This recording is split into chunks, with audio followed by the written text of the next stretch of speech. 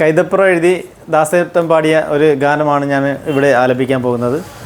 യാ ദേവി സർവഭൂതേഷു പ്രേമരൂപേണ സംസ്ഥിതാ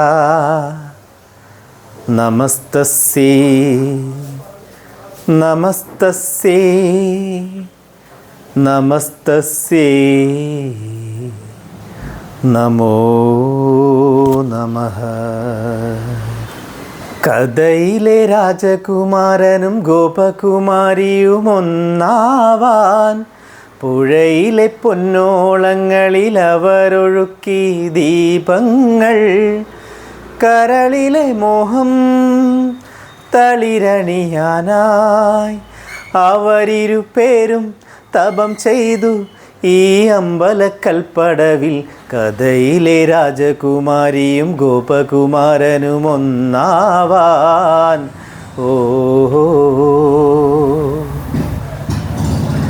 ശ്രീലകം വാഴുന്ന ദേവി, പ്രാണമന്ത്രമുണർത്തുന്ന ദേവി, തപസ്സിരിക്കും സ്നേഹമനസ്സുകൾക്കാശ്വാസമേകി.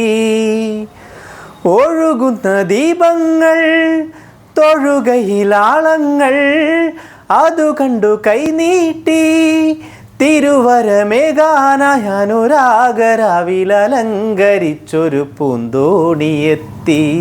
കഥയിലെ രാജകുമാരിയും ഗോപകുമാരനും ഒന്നാവാൻ. ഓഹോ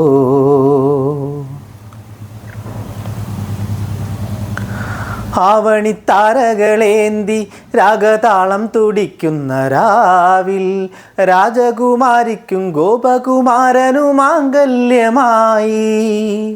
പന്തലിട്ടു പൊന്മേഘം, പൊന്നെഴുതി കാർമേഘം, പൊട്ടുതൊട്ടു പൂത്താലം, മിന്നുകെട്ടി മിന്നാരം, അന്നായിരത്തിരിമാല ചാർത്തിയ കല്യാണമായി.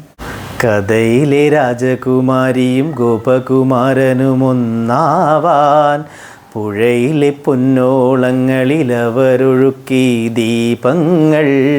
കരളിലെ മോഹം തളിരണിയാനായി അവരിരുപേരും തപം ചെയ്തു ഈ അമ്പലക്കൽപ്പടവിൽ. കഥയിലെ രാജകുമാരിയും ഗോപകുമാരനും ഒന്നാവാൻ. ഓ